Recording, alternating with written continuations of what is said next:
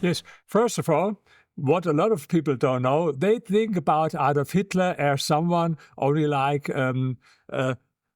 shouting and like being crazy, being insane. Because you have, when he had a speech about 2 hours, and there were maybe 2 minutes when he was really this way, but not the whole speech. It's not possible. So they thought he was very irrational, and that he didn't have any kind of philosophy. But that he was just a madman, just a yes, murderous madman. like a madman. But this is not true. Hitler read a lot of books. He had thousands of books, and every night he did, reading books about history, about economy, about politics, about military things. And there was a movement in the Weimar Republic. It was called the Conservative Revolution. It was called this way, and they had some of these ideas, like they called it a third way between capitalism on the one hand and socialism on the other, or communism on the other. This is what he also wanted. So this was how he saw his movement, as an alternative to communism on the one hand and capitalism on the one hand. So, and he had ideas about the economy before. First I have to tell you a little bit what I did for my book. This book, Capitalism and National Socialism, was my first doctoral dissertation. You have 2 PhDs, one in history, the other in sociology. And this was in history. And I was the first one to analyze first his 2 books. He wrote Mein Kampf, but there's also another book that was never published in his life. He wrote it in 1928. You call it Hitler's second book. But all of his speeches, I analyzed every speech. I was the first one to read all of his speeches. And this time it was not easy, because today you have a scientific edition for historians, all of his speeches. I had to go to all of his archives and to read and photocopy the transcriptions of his speeches, make photocopies from all these newspapers where his speeches were published. And then, in addition to this, he wrote also a lot of essays. I copied these. And then, what is very important, there are the so-called table talks of Adolf Hitler, or his monologues in the Führer headquarters. What is this?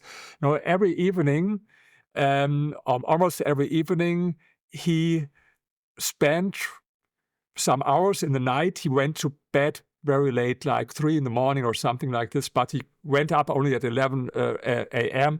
And he was sitting there with his staff and even with his assistants, and spoke all the time about history, about economy, about politics, about women, about religion, about everything. And everyone had to sit there on the table and listen to him.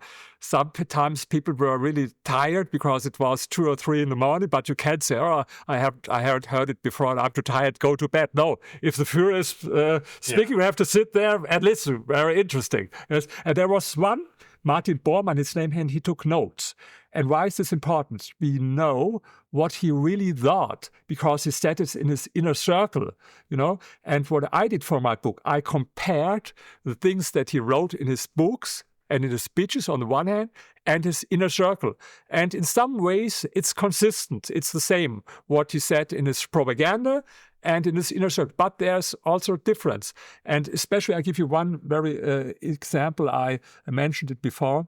His attitude towards Stalin and the Soviet Union. Of course, when he was in war with the Soviet Union and with Stalin, you could hear not a single positive word about Stalin from him in public in his speeches. It was the enemy. But when he spoke in his inner circle, it was forbidden to say something negative about Stalin, even if someone mentioned that he was a bank robber before what he was, Stalin. Hitler interrupted him. No, he did it only for revolution. Don't say something like this. And if there was a picture with a cigar in the mouth, he said, no, don't take this picture, because he admired him. There are a lot of quotes from him in his table talks where he said, Stalin, in his way, is a genius. He knows his role models like Genghis Khan, and what he did in the economy is great. He said, there was no poverty in the Soviet Union as in the United States, for example, and they had gigantic factories, and they had this great 4-year plans. And then it was more and more his idea. He said, after we won the war, we have to go much more in the direction of a planned economy, because only a planned economy will solve our problems. So this was his plan. Of course, in the time of the war, he couldn't have this huge conflicts with entrepreneurs. Sometimes they had it, yes, but it was not the real time. But he said very often, after we won the war, and he believed a lot of time, for a long time, that he will win the war, we will go more and more in this direction of a planned economy. And so for this is very important to understand. This is how he thought. Yes, and he took the ideas. He had no high school, or what you call German, or an Austrian Abitur, and he never studied. He was like an, how do you call it, autodidact. So he read books and books and books and books and then he put it all together in a system. And what he said, and this is important, he said, nationalism and socialism is the same. It's the same because it means the priority of politics, the priority of the state.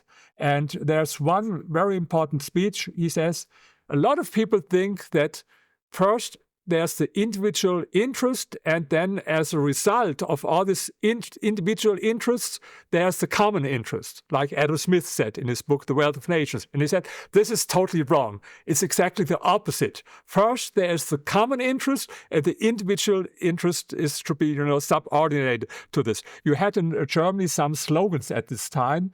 One was Gemeinwohl vor Eigenwohl. This means common good before individual good. This was the slogan, Gemeinwohl vor Eigenwohl. Or another slogan was, Du bist nichts, dein Volk ist alles. It means you are nothing, your people is everything. Yes, du bist nichts, dein Volk ist alles. Ask not what your country can do for you, ask what you can do for your country. A little bit like this, but I don't want to compare JFK, with other. But of course, this is the opposite of the Ayn Rand philosophy or the Adam Smith philosophy was Adolf Hitler's philosophy. That first there's the nation, the collective, and so he says, yes, in a way, nationalism, it's the same as socialism. It's about that it's the politic is on the first hand and the economy is on the second hand. And this was his philosophy. And yes, the real problem is that a lot of politicians think this way, even today. One of the conflicts that I'm aware of, and at the time in the streets, was a conflict between the young National Socialists and communists who believed in a sort of international revolution. Yes. Is that correct? Yes. And some people interpret Hitler to be fundamentally closer to Reagan than to Stalin because he was in a battle and his people were in a battle with the communists. Am I understanding that correctly? Yeah, but this is absolutely wrong. Reagan is a free market thinker and pro-democracy against any form of totalitarian thinking. And communists and National Socialists, they competed. They were rivals against democracy, against capitalism. They were more rivals. And Hitler had fear about the communists. He only took them serious. He thought that how they called them, the bourgeoisie, the bourgeois parties, as very weak, and the communists and the workers as strong. And he said, we have to win these people to come over, the workers, the communists, because they are strong. Because in his worldview, what was social Darwinism, it was only between the strong and then the weak one. And for them, the bourgeois system was weak. So the only really threat for him was communism. And he admired the communists in a lot of ways. He adapted a lot with their rallies. And so even in Mein Kampf, he wrote that he analyzed why they were successful. And then he, for example, the Workers' Day that is in Germany, the 1st of May, what is a free, you don't have to work there. I think in the United States it's not this way. I think you have to work on the 1st of May. Yeah, there's no... But in Germany, today you don't have to work there on the 1st of May. This was always the day of the fight and struggle from the communist movement. But one of the first things Hitler did, he made it a free day in Germany for everyone. So he adapted some of the ideas and some of the methods from the communists, because he thought they are much more successful than the other ones. They are stronger. And he said, I tried always to win the people from the far left, because they were real fighters, really strong, and not like this coward, bourgeois, tolerant, because tolerance was for him a very bad word, like tolerance. Yes? He admired people when he wanted to praise something, when he wanted to speak positive about someone. He said, oh, he was a really fanatic.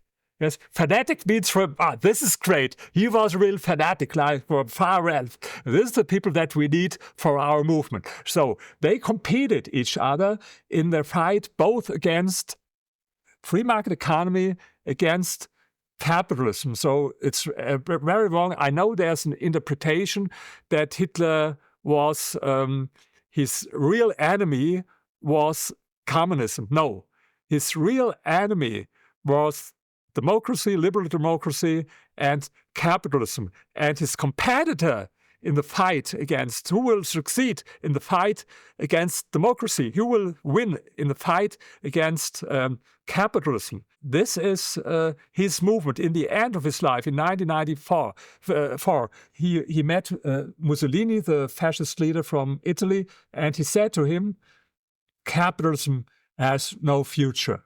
The future will be National Socialism, fascism, and maybe Bolshevism, communism in the East. Maybe even at this time he was not 100% sure to win totally, so, and maybe Bolshevism would remain. So this is what you have to understand, that it's a misunderstanding that Hitler's real purpose was to overcome communism. Communism was his enemy, is but more in the way of a rival of two totalitarian movements that both go against capitalism. And there are other interpretations. For example, maybe you heard about the German historian Ernst Nolte. In a way, I like him, and I met him several times. And he had this theory that National Socialism was all against communism, but I don't believe so.